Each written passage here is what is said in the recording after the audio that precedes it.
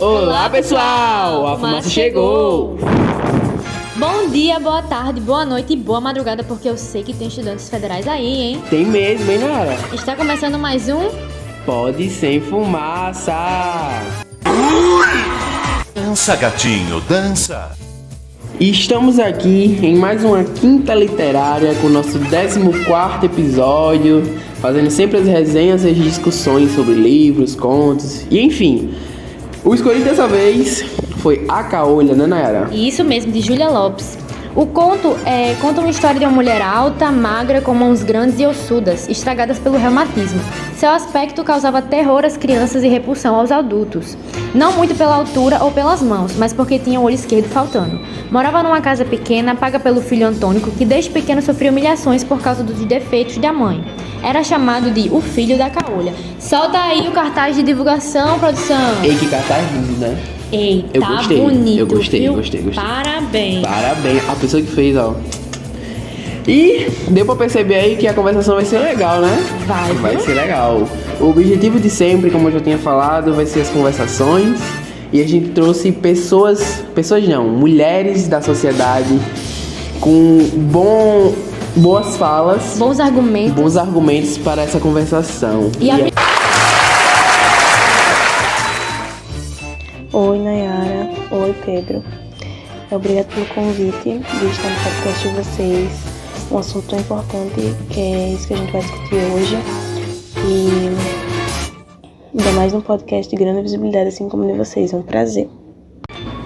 A segunda convidada é a professora Ellen Vitória, docente em letras na UFRN.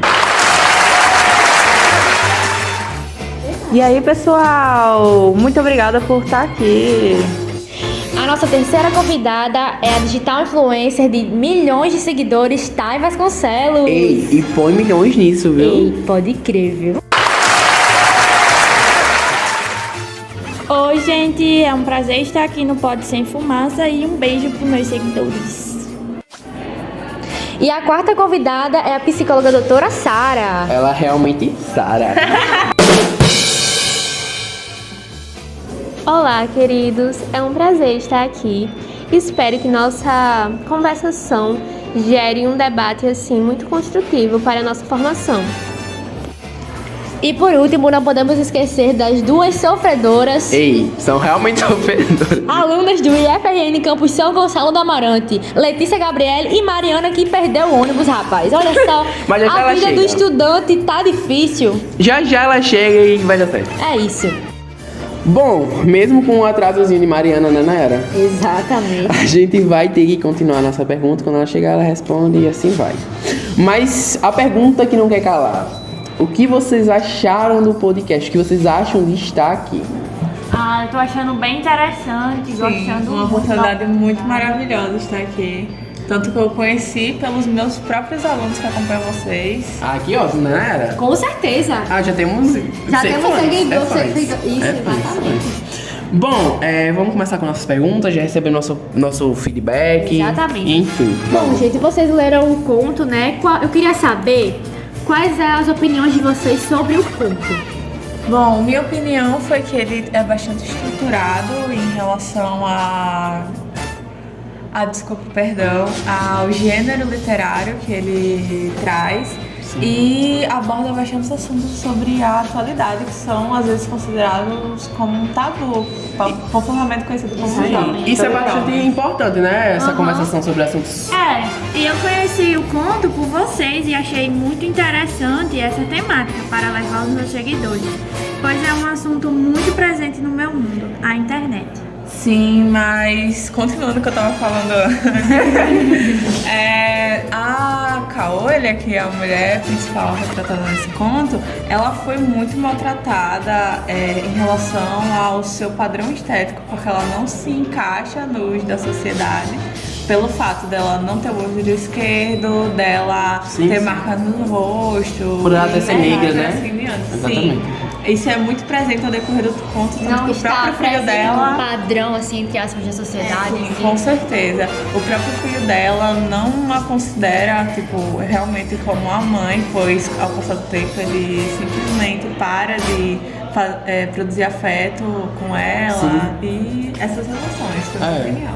Voltando ao que Tainá tinha falado, ela já tá no meio desse negócio de Instagram, de redes sociais, tá nesse meio de estética, né? É basicamente isso. Verdade. Hoje em dia, a internet influenciadores é a base de padrão e tudo mais, e seguidores são muito ligados a isso. É questão de autoaceitação, né? exatamente. E Sara também pode citar a nossa psicóloga linda. Exatamente. Ela poderia citar o que você acha sobre essa questão de autoaceitação que a gente falou aqui. A autoaceitação, ela é semelhante com a autoestima, mas tem mais a ver com a maneira que a pessoa sente-se consigo mesma. A gente deve nos amar, devemos exercitar a nossa autoaceitação. No conto, a Caolha, ela acaba se aceitando e falando que em relação ao filho dela, ela tinha vergonha dele, porque ele não chegou a ter assim um olhar mais carinhoso. Ele tinha mesmo assim um olhar preconceituoso, e ela chegou a ter vergonha de ter criado um filho assim tão preconceituoso. Assim, ela também teve dúvidas. Ela teve dúvidas no conto, ela fala que teve dúvidas sobre se ela tinha feito realmente a coisa certa, ter falado aquilo para o filho dela. E tipo, buscando assim, a gente também tem dúvidas sobre autoaceitar-se, mas nunca devemos deixar a dúvida nos dominar, nunca.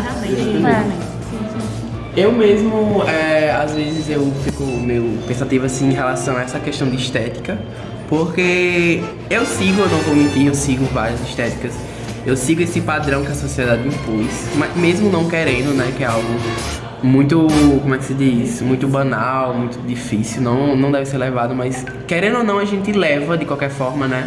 Acho que todo mundo aqui sofre com isso. Não tem como não sofrer de certa forma. Exatamente, é como o Tainá tinha falado, as redes sociais ela influencia bastante em vários aspectos da autoaceitação. Vamos começar agora a nossa próxima pergunta. Mariana! Mariana chegou! Depois de muita luta, Mariana chegou. Agora sim dá pra gente começar. Vamos dar continuidade, né, às apresentações que faltou as duas estudantes do IF Campus e FRN São Gonçalo, Mariana Vitória e Letícia Gabriele. Bora. Oi, pessoal! Bom, agora vamos fazer umas perguntas para a nossa professora Ellen de literatura. Bom, Ellen, por que você acha que o preconceito é tão tratado no conto? Bom, ele é muito tratado porque é um assunto que existe desde os tempos pré-históricos.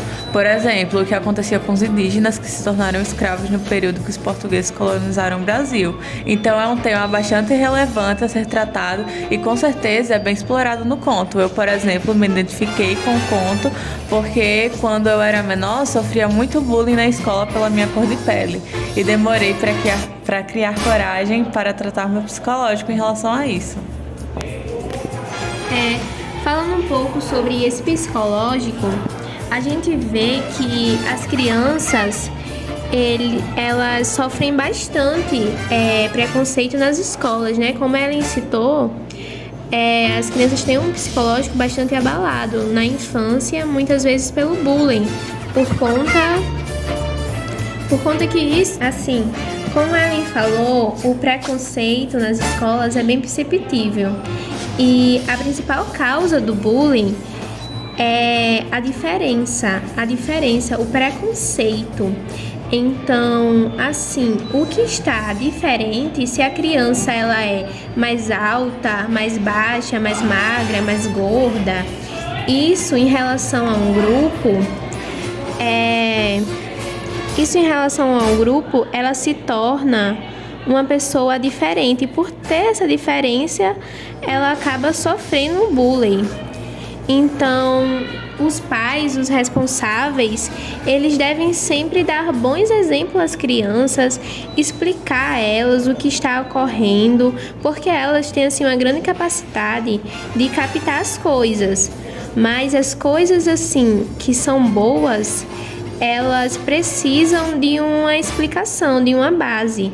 Elas normalmente captam as coisas ruins, como o bullying. Como no conto, o menino Antônico, de início ele tinha costumes de dar um beijo no rosto da mãe todo dia. E logo depois acabou isso. Né? Acabou, ele começou a criar certo desgosto da mãe por conta do bullying frequente que ele sofria. Então ele criou uma certa distância, aquela afinidade que ele tinha com a mãe ficou muito inexistente, não foi? Exatamente. Assim, analisando esse caso do menino, ele sofria o bullying por sua mãe ser diferente. O bullying normalmente é causado pelo esse preconceito, pela diferença, na verdade. Então, essa diferença que sua mãe tinha lhe causava uma frustração e ele transmitia essa frustração que ele sentia para sua mãe. E isso afetou consideravelmente o seu relacionamento com ela, ao ponto de ficar cada vez mais exaurido esse relacionamento. Bom, uma resposta perfeita, essa resposta foi ótima. Deu pra entender bastante sobre o bullying, sobre como foi citado no conto, sobre o menino. Tem até um trecho dentro do conto que cita exatamente que os coleguinhas dele começaram a praticar esse bullying. Deu pra entender bastante a atitude do garoto de se afastar da mãe e tudo mais. Exatamente. Pronto, Ellen, você, como uma professora, onde sabe que existe muitos no meio escolar. No meio escolar, basicamente. Sim. Existe muito essa questão das pessoas não se aceitarem. Como você lida com isso? Como você leva isso para os seus alunos? Bom, é uma questão bastante complicada, mas eu tento lidar da melhor forma possível, onde deixo os meus alunos mais confortáveis. Sinto admitir que às vezes não há tanta confiança da parte deles, mas quando há, eu percebo que a situação dos discentes atualmente é muito complexa. A instituição que eu trabalho possui profissionais da saúde, a Alcissara, que disponibilizam serviços psicológicos, o que ajuda bastante nessa autoaceitação.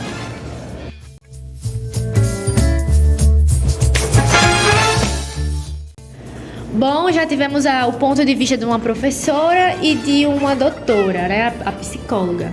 Agora nós queremos saber das estudantes. E aí, vocês como os estudantes, acham o tema abordado no conto como um tabu? E aí, Letícia, qual a sua opinião?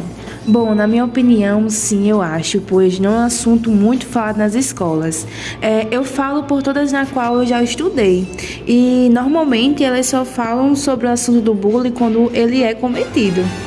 Às vezes nem é falado, nem é comentado. Sempre tem aquela de esconderem o que está acontecendo, fingirem que nada está acontecendo. Exato. Tem até um medo por trás também. Sim, falando sobre o conto, sobre a mulher, o padrão estético é muito grande. E principalmente tem para homens e para as mulheres, mas as mulheres principalmente a pressão é maior. No conto é mostrado que o filho, ele despreza a mãe por causa de sua aparência. Sim. E o conto, ele deixa isso bem claro, né? Ele deixa isso muito explícito. E isso acaba meio que impactando todo mundo que lê. Realmente.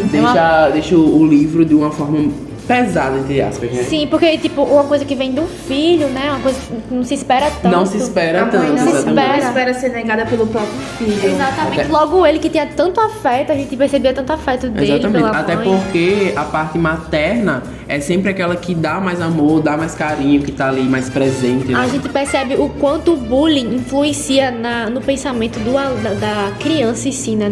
Não, mas é exatamente isso. Mariana tocou um assunto bastante importante assim do conto. Sim, aconteceu tanto a ponto dele cogitar abandonar a mãe dele quando conheceu uma mulher pra ser sua companheira. Sim, é algo muito complicado de se falar, mas deve ser falado. Não pode ser um tabu, tem que ser falado, e não só na escola, mas em todos os locais. Exatamente. No final chega até a ser engraçado pelo fato de, tipo, ele fazer isso tudo com a mãe e no final praticamente a culpa ser dele. Sim. Foi muito irônico essa parte e o que se tornou meio que um plot twist. Ou, como pode-se dizer no conto, o clímax. Então, o preconceito é muito considerado como um tabu. Menina, e essa danação de foto aqui? O que é isso? seguidores e eu já estou indo embora. Tchau, gente. Beijo. Ela fez uma participação especial e foi embora. Tá bom, então, bom. tá bom. Vamos ter que concluir assim Vamos mesmo. concluir, gente. Pronto, agora vamos fazer umas perguntinhas para nossas alunas do IFRN, Mariana e Letícia. Vocês, como uma parte da população que não tem um conhecimento amplo, como nossa professora aqui da UFRN e a nossa psicóloga Sara, se vocês pudessem mudar o contexto final desse conto, o que vocês mudariam?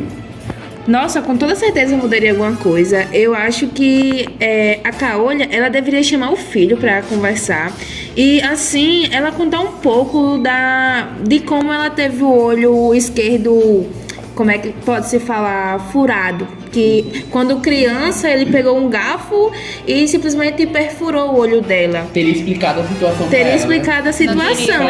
Sim, e ela não ter deixado uma segunda pessoa falar sobre esse assunto. Ela ter ido diretamente e falar com ele. Sim. Eu acho que, primeiramente, ela no final deveria ter a sua própria aceitação. Com certeza.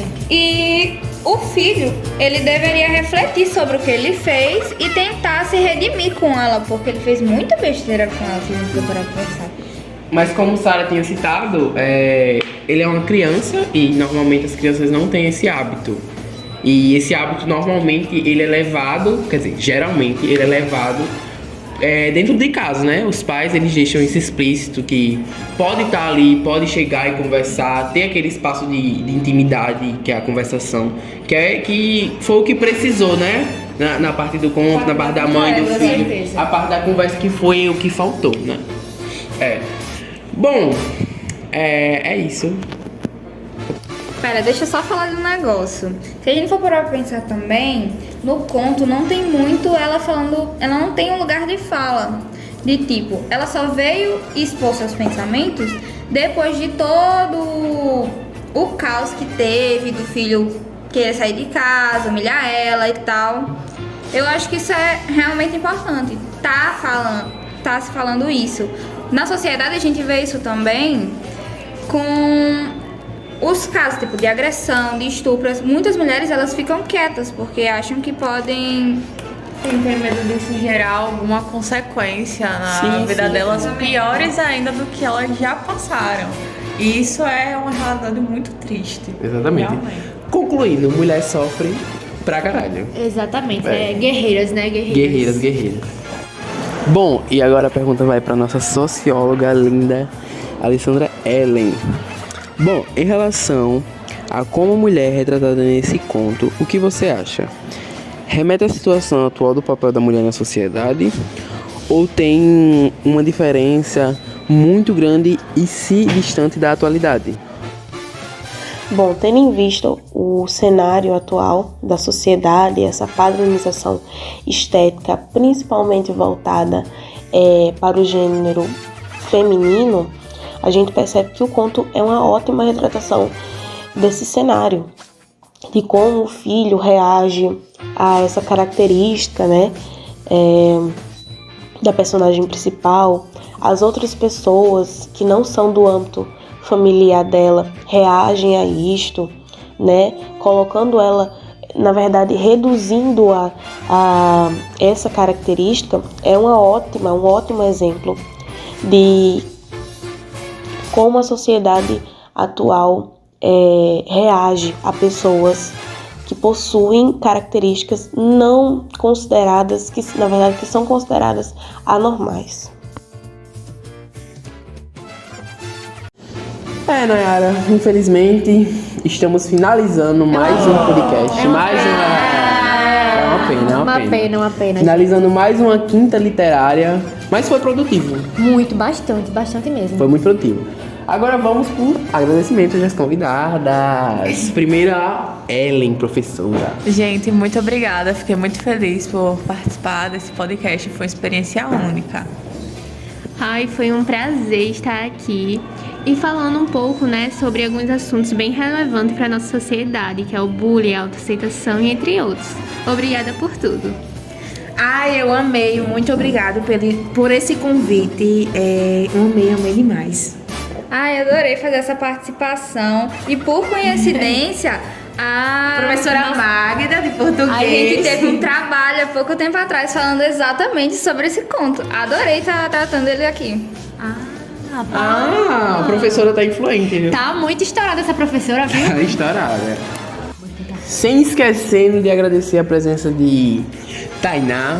Exatamente, inclusive amores da Thay, por favor, se inscrevam, compartilhem, comentem, divulguem. Sigam o arroba do Pod Sem Fumaça, né? Exatamente. No Instagram, no Twitter e em vários outros campos. Agradecer aos nossos patrocinadores, a Guaraná, a Lele Modas, a Lara e o Burger King por ter patrocinado esse pod e ter ajudado a gente, né? Aham. É isso, gente. Muito obrigado pela Presença. presença de vocês, Sim, né? sim. E até o próximo quadro Literando. Tchau, tchau. Tchau.